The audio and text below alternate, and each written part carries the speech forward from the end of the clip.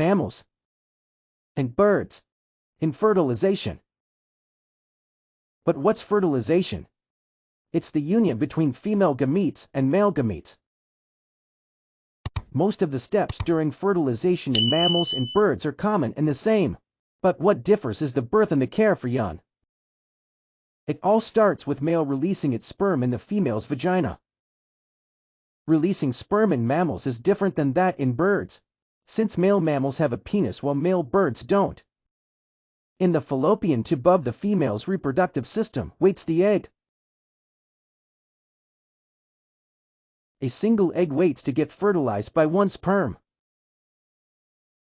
And fertilization occurs.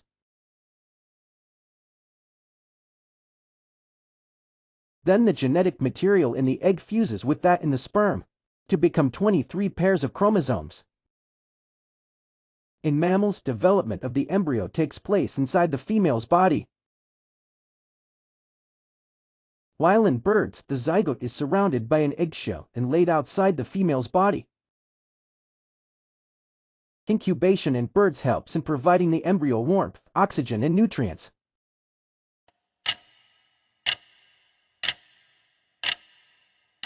In mammals, the female takes its baby out through its vagina.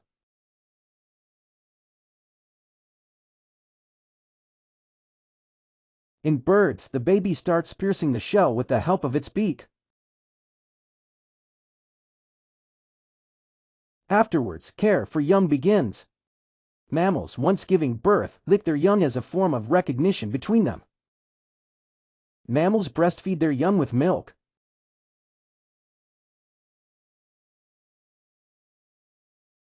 Birds mature their babies, warm them up and bring them food like worms.